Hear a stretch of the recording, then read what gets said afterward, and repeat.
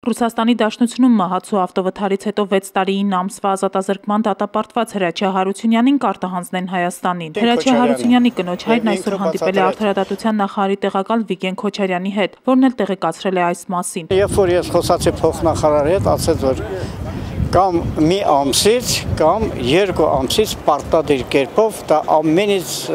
մեծ սրոկն է, որը մենք տալիս ենք, կարող է 20 օրից մենք տեղափոխենք։ Հիմա զբաղվում են թղթաբանությունով։ Հայաստան տեղափոխման հարցը կարգավորվել է նաև հանգամանքի շնորհիվ, որ ավտովթարից տուժածների ներկայացուցիչներին փոխհատուցվել է 18 միլիոն ռուբլին։ Ֆինանսապես օգնել են Ռուսաստանի հայ համայնքի ներկայացուցիչները։ Հրաչյա Հարությունյանը առողջական խնդիրներ ունի, որոնց մեծ մասը ձեռք է բերել կալանավայրում։ Թևի տակին ուռուցք կա, որը ասում են ճարպային գունդա, մեկ ասում են ես իմ ինչա, մի խոսքով ուռուցք կա, որ այդ ուռուցքը պետք է որ վիրահատեն, սրտի խնդիրն է, ողնաշարի խնդիրն է, որը գրիժա գոյությունն է։ Հիշեցնենք, Հրաչյա Հարությունյանը կամազ մակնիշի մեքենայով 2013 թվականի հուլիսի 13-ին Ռուսաստանի Դաշնության Պոդոլսկի շրջանի մերձակայքում բախվել էր մարդատար ավտոբուսին, ինչի հետևանքով զոհվել էր 18 մարդ։